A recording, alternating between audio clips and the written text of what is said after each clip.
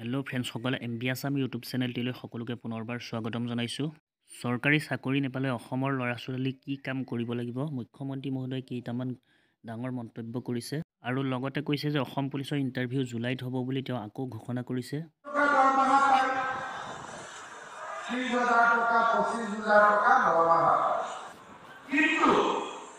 চৰকাৰী চাকৰিটো ঠিক নহ'ব।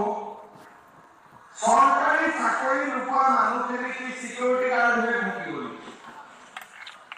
10জন ল'ৰাই চাকৰি পালে, 10জনে চাকৰি নাপালে। এই 10জন ল'ৰা ক'ত যাব? কিন্তু কোনেও এইটো নকয় যে আমাৰ দলং বনাবলৈ বাহিৰৰ মানুহ কিয় আহিছে।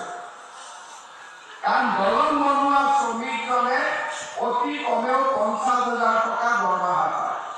এই যে জ্ঞান নোহোৱাকৈ আমি ল'ৰা ছোৱালীখিনি কৰ্মক্ষেত্ৰত উলিয়াই দিছিলোঁ, তাৰ বাবে অসমত আমাৰ ল'ৰা ছোৱালীসকলে উপাৰ্জন যিমান কৰিব লাগে তাতকৈ কম টকা উপাৰ্জন কৰি আছে। এই ছোৱালীজনী 8,000 টকা দৰমহা পালেহেঁতেন, এতিয়া 16,000 পায়। আমাৰ ল'ৰা ছোৱালীখিনি আমি বাহিৰত গৈছোঁ একো নিশিকাকৈ। মই প্ৰায়ে খবৰ পাওঁ, দাদা অমুকজন ঢুকালে, ডেড বডিটো লৈ আহিব লাগে। ইমান সমস্যা বাহিৰত কিয়?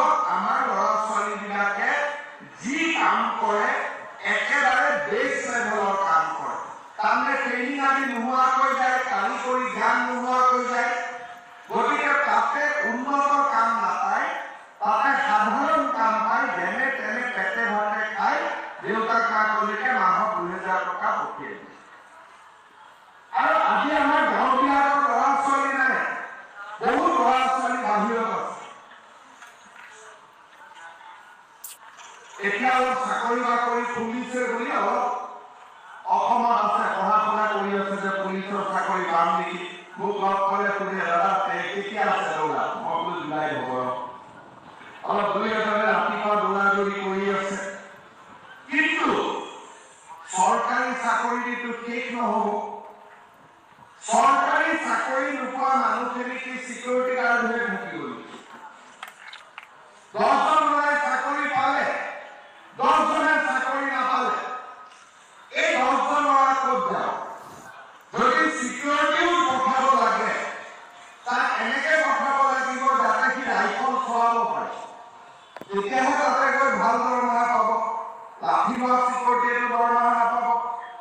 বোলে ই চিকিউৰিটি কৰিব, কিন্তু তেনে জানে তাতে তাক ছুপাৰভাইজাৰ চাকৰি দিব।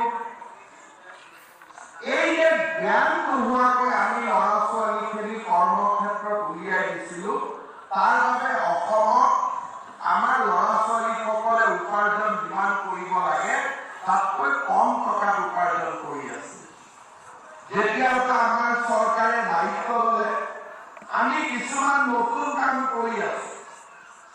টাটাৰ লগত লগ লাগি আমি সোণাপুৰত এখন ইনষ্টিটিউট খুলিছো যে আমাৰ ল'ৰা ছোৱালী হোটেলত কাম কৰিব যায়, কিন্তু শিকি বুলি কাম কৰিব গ'লে দৰমহা বেছি পায়।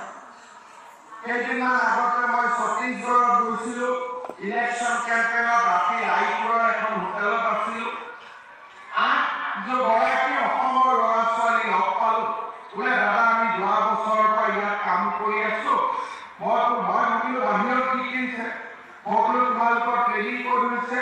বোলে দাদা আমি টাটা ট্ৰেইনিং ইনষ্টিটিউটত